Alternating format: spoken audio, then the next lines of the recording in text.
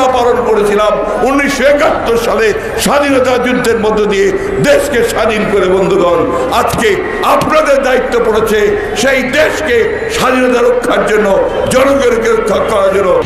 ইউনূস, আপনাকে আমি খুব সম্মান করতাম। বঙ্গবন্ধুর বাড়ি ভেঙেছে, আপনি দেখেছেন।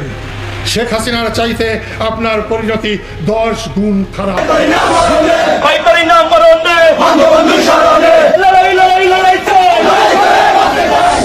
ভাগাভাগি এবং অংশীদারিত্বের জন্য তারা যে সমস্ত কর্মকাণ্ডে জড়িয়ে পড়ছে তো ভয়াবহ, সবকিছু তো বেরোচ্ছে না। বঙ্গবন্ধুর প্রতি কৃতজ্ঞতা, উনি আমাদের একটা স্বাধীন সার্বভৌম দেশ দিয়েছেন, যেই দেশে আজকে আমি, সেই স্বাধীন দেশের আমি আজকে সেনাপ্রধান। মুক্তিযুদ্ধে বঙ্গবন্ধু ইতিহাসকে মুছে ফেলার তীব্র ষড়যন্ত্র, যার সাথে সরাসরি জড়িত অন্তর্বর্তীকালীন সরকার ডক্টর ইউনূস। দীর্ঘ 1 বছর মানুষ চুপ থাকলেও এবার প্রতিবাদ করা শুরু করেছে। বঙ্গবন্ধু শাহাদাতে শ্রদ্ধায় জ্ঞাপন করায় প্রকাশ্যে তাদের ছবিতে জুতোপেটা করা হচ্ছে। আওয়ামী লীগ ত্যাগ ঐক্যিপ্ত হয়ে বাংলাদেশের তারকারা। আওয়ামী লীগ হচ্ছে সেই আওয়ামী লীগ যার নেতা ছিলেন শেখ মুজিবুর রহমান।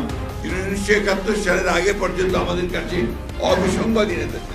নাম উচ্চারণ করা যাবে না, ভিন্ন নাম। এক নেতা, এক দেশ, বঙ্গবন্ধু বাংলাদেশ।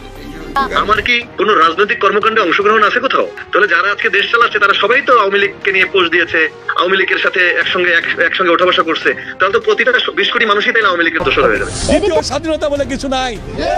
সন্তানের জন্ম তারিখ 2টা হয় না, একটাই হয়। সেটা হলো আমাদের জন্ম তারিখ 71-এর 26শে মার্চ, এর বাইরে কিছু নাই। এদিকে রাজনীতিবিদরা বলছেন শেখ হাসিনাই ভালো ছিল। মুক্তিযুদ্ধ দেশের মানুষ রক্ষায় প্রয়োজনে দেশের মানুষ আবারও শেখ হাসিনাকে ফিরিয়ে আনবে।